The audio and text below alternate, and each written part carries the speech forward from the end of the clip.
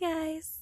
Just a little reminder that when you're walking in the forest and you see these sweet babies, and I am no herbalist or anything, so you need to make sure that you know what you're eating. But the best way that I know that this is cool to eat is that when you take off these things and you smell them, or you taste it and you just know it's garlic, wild garlic that's growing. And what's cool about plants is that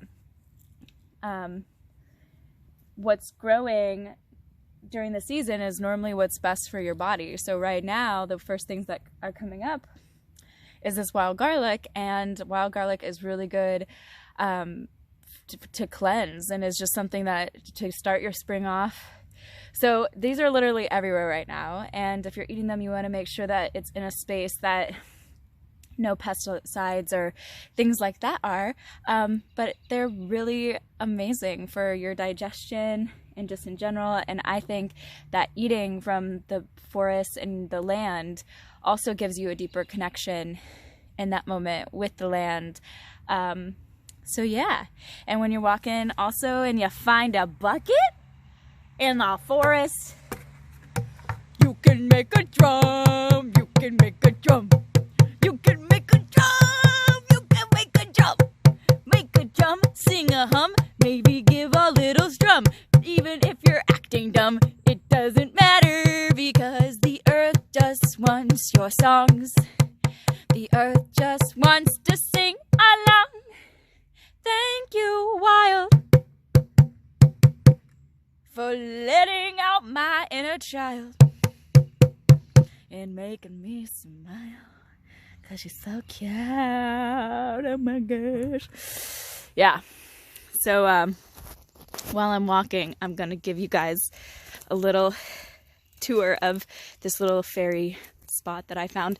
But I'm by the river in the Little Miami, Waynesville area, and I found recently, thank you, Lindsay Kristen, beautiful angel, that there is a spring near me, 15 minutes away from me, where I can get spring water straight from the ground from an aquifer. So I am really excited about that.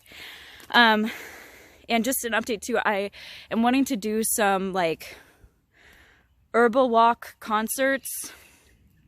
So if this is something that you'd be interested in house concerts that are at homes, possibly farms, where people are wanting to get together for a potluck style dinner, listen to some music, and also just have community discussions around what we're doing in our own communities to help the planet.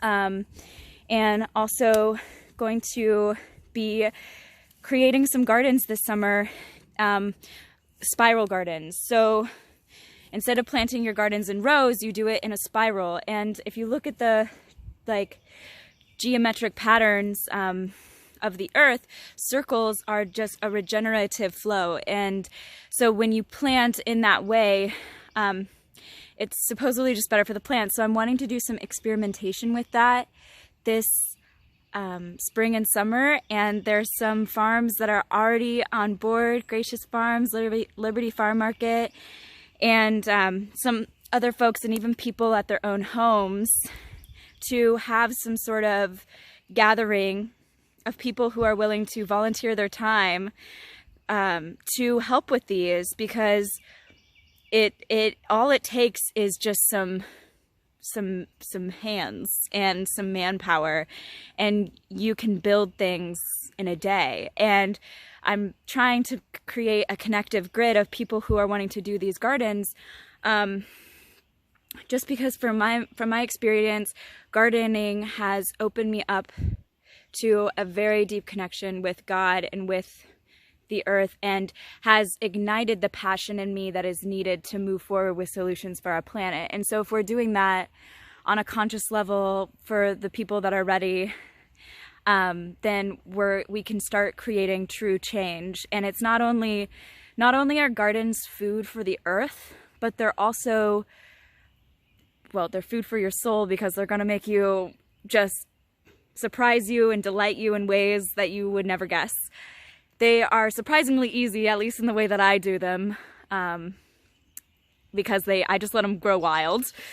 And but it's also good for the earth, because when you are planting things, if you turn a green space of grass and you just start planting seeds in it, and wild native plants and weeds are growing, you create a symbiotic ecosystem where more you're providing food as far as like bugs come, and then the birds come and eat the bugs, and it's a sign that we're ready to co-create with the earth. Because if we look at the earth in all of her perfection and all of her beauty, you will see just how like the solutions are coming together to create and use our creativity in ways that are better for the earth. So what I'm calling it right now is like blooming solutions, and where it's our job to do what's best for the earth. So anybody who's willing to work with me in a job of doing what's best for the earth and allowing your own creative gifts and your own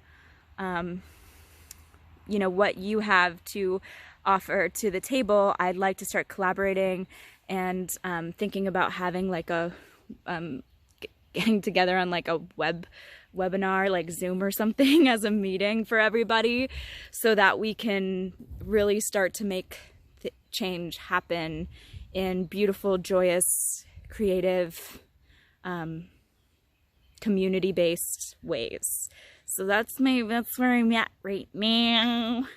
And I just want to thank every single human, you know who you are, that have been on this journey and inspired me for all of this. Because these ideas aren't mine. These ideas are everybody's. You know, we're all having these ideas at the same time. And so through the music that gives me joy, the creativity, the arts, and the just community, potlucks are amazing. And if we're all growing food in our own gardens, you know, then we can just get together and eat that food and play music and revel in the joy that this earth has always had for us and always is meant to be. So that's my spiel. And yeah, reach out to me if you want to volunteer or be involved in these projects. And a lot of you are already doing them, and I just appreciate all of you so much. Thorough keep dancing with the plants and romancing with the dance of the plants in your heart. Wow. And now I'm gonna sit on this log and enjoy love.